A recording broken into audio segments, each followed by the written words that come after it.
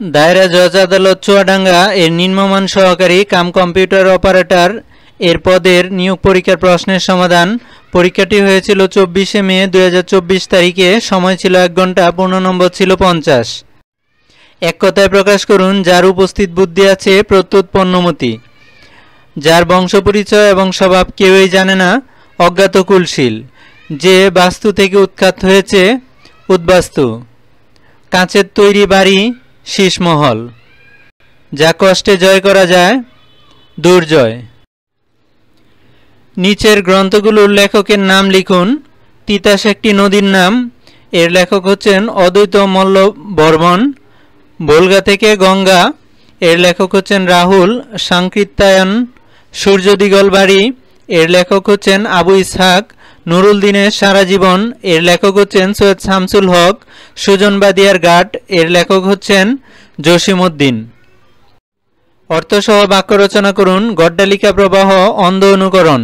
গড্ডালিকা প্রবাহে যারা গা ভাসিয়ে দেয় তাদের দলে নেই। কলুর বলদ একটানা খাটুনি, সামনে পরীক্ষা, কলুর বলদের মতো না খাটলে পরীক্ষায় পাশ করা সম্ভব না। বুইফুর অর্বাচীন বা নতুন, হঠাৎ বড়লোক, এলাকায় বুইফুর লোকের সংখ্যা বেড়ে গেছে। পর্বতের মুশিক প্রসব, বিপুল উদ্যোগে তুচ্ছ অর্জন। চক্ষুদান করা, চুরি বা চুরি করা। আমার পেন্সিল আবার কে চক্ষুদান করলো? নিচের প্রশ্নগুলো সংক্ষেপে উত্তর দিন। অপারেশন বিগ বার্ড 1971 সালের 26শে মার্চে পাকিস্তানি হানাদার বাহিনী দ্বারা বঙ্গবন্ধু শেখ মুজিবুর রহমানকে গ্রেপ্তারের অভিযানকে অপারেশন বিগ বার্ড বলা হয়। মুক্তিযুদ্ধের সময় চুয়াডাঙ্গা কোন সেক্টরের অধীনে ছিল? 8 নং সেক্টরের অধীনে ছিল। গ্রিনপিস কি? গ্রিনপিস আন্তর্জাতিক পরিবেশবাদী সংগঠন। উল্লেখ্য, গ্রিনপিসের সদর দপ্তর নেদারল্যান্ডসের আমস্টারডামে। যুক্তরাষ্ট্রের দ্বিতীয় পারমাণবিক পরীক্ষা বন্ধের প্রতিবাদে 1971 সালে কানাডারি ভ্যানকুভারে don't make a wave committee গঠিত হয়। পরবর্তীতে এর নাম পরিবর্তন করে গ্রিনপিস রাখা হয়। সুন্দরবন বাংলাদেশের কয়টি জেলাকে স্পর্শ করেছে? 5টি জেলাকে স্পর্শ করেছে। এই 5টি জেলা হলো বাগেরহাট, খুলনা, সাতক্ষীরা, বরগুনা ও পটুয়াখালী। আর বন অধিদপ্তরের মতে 3টি জেলা বাগেরহাট, খুলনা, সাতক্ষীরা। বাফার স্টেট কাকে বলে?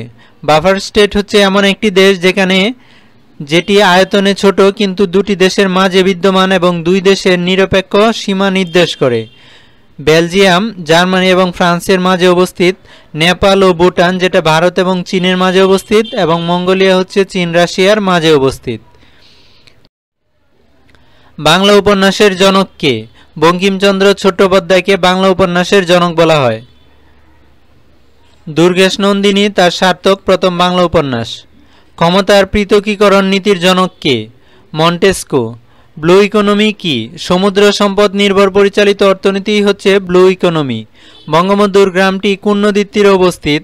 বাইগার নদীর তীরে অবস্থিত। সম্প্রতি ইরানের হেলিকপ্টার বিধ্বস্ত হয়ে মৃত্যুবরণকারী পররাষ্ট্রমন্ত্রীর নাম কি? Hossein Amir Abdollahian. Wari Bateshwar কোথায় অবস্থিত?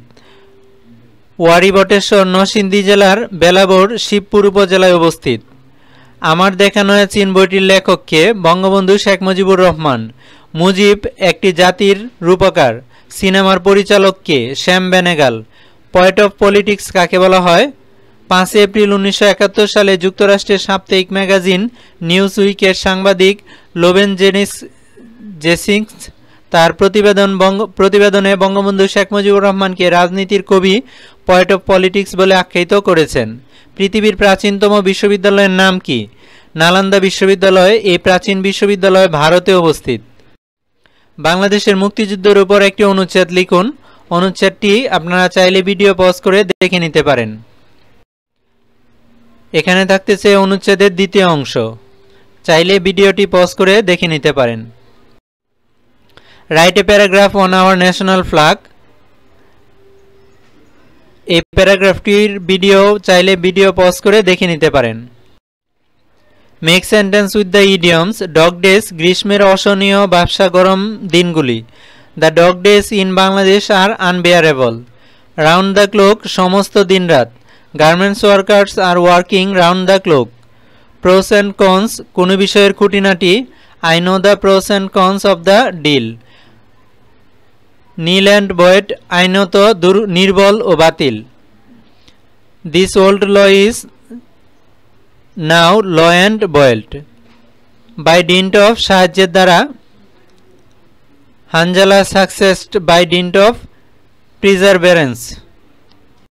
এই ছিল আজকের আয়োজন। ধন্যবাদ সবাইকে।